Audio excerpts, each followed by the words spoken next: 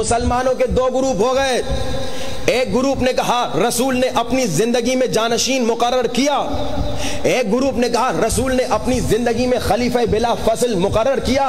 اور دلیل 100 سے زیادہ کتابیں ہیں. تاریخ بغداد جیسی بڑی کتاب، سنن ابی داؤد جیسی بڑی کتاب، سنن نسائی جیسی بڑی کتاب، اور کئی 100 سے زیادہ دیگر کتابیں ہیں. شیعہ سنی ریفرنسز ہیں، ان میں موجود ہے کہ رسول خدا نے 1 لاکھ سے زیادہ اصحاب کے سامنے علی کے ہاتھوں کو بلند کر کے کہا جس کا میں مولا اس کا علی مولا. اچھا، اب مسلمانوں کا ایک اور گروپ بھی ہے، مسلمانوں کا دوسرا گروپ بھی ہے. وہ یہ کہتا ہے نہیں، رسول نے اپنی زندگی میں خلیفہ مقرر نہیں کیا.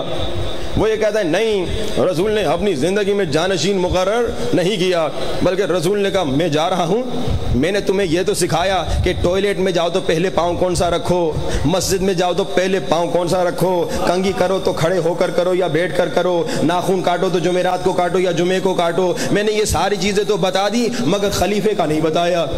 دوسرا گروپ ہے اس کا عقیدہ یہ ہے کہ رسول نے کچھ نہیں بتایا کہ میرے بعد خلیفہ کون ہوگا. دوسرا گروپ ہے اس کا عقیدہ یہ ہے کہ رسول نے یہ نہیں بتایا کہ میرے بعد جانشین کون ہوگا، بلکہ دوسرے گروپ کا عقیدہ یہ ہے کہ رسول نے کہا کہ میں تو جا رہا ہوں، میرے بعد تم اپنوں میں سے کسی کو انتخاب کر دینا. عجیب عقیدہ ہے. اچھا، ایک سنی عالم اسی بات پہ شیعہ ہو گیا. ایک سنی عالم، فلسطین کا سنی عالم ہے، کہتا ہے میں سنی تھا، میں نے کئی شیعہ کتابیں پڑھی، متعصب سنی نہیں تھا.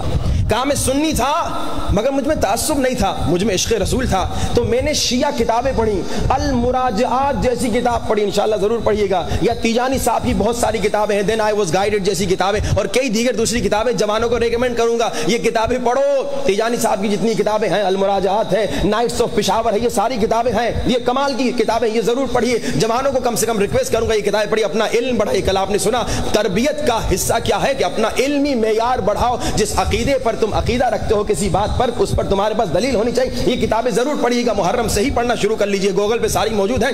کہا میں نے کئی کتابیں پڑھی، سنی عالم کہتا ہے میں نے کئی کتابیں پڑھی، المراجعات جیسی بڑی کتاب پڑھی. کہا مگر مجھے شیعہ مذہب سمجھ میں نہیں آیا. کہا شیعہ مذہب ہضم نہیں ہوا. کہا میرا عقیدہ یہ تھا کہ رسول خدا نے اپنی زندگی میں خلیفہ مقرر نہیں کیا. سنی تھا، فلسطین کا عالم تھا. کہا میرا عقیدہ یہ تھا رسول خدا نے اپنی زندگی میں جانشین مقرر نہیں کیا. کہا مگر ایک دن میں دوست کی دکان پہ گیا، توجہات کا طالب ہوں. کہا ایک دن میں اپنے دوست کی دکان پہ گیا، دکان پہ بیٹھا تھا، اچانک اذان آئی. کہا جیسے اذان آئی، نماز کا وقت ہوا، میں نے دیکھا سامنے ایک دکاندار ہے، وہ نماز کی تیاریاں شروع کر رہا ہے. اس نے وضو کیا، اس نے عطر لگایا، اب وہ دکان سے نکلنے لگا، مگر نکلنے سے پہلے اس نے اپنے پوتے کو بلایا. کہا پوتے ادھر آؤ، جب تک میں دکان میں نہیں ہوں تب تک تم میری دکان کا خیال رکھنا.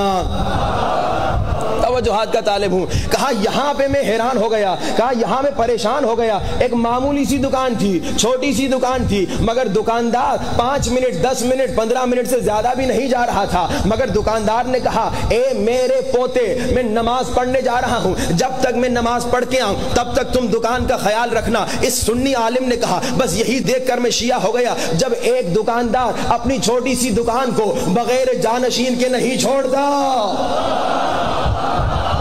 جب ایک دکاندار اپنی چھوٹی سی دکان کو بغیر جانشین کے نہیں چھوڑتا تو اللہ کا نبی، اللہ کا رسول پورے عالم اسلام کو بغیر جانشین کیسے چھوڑ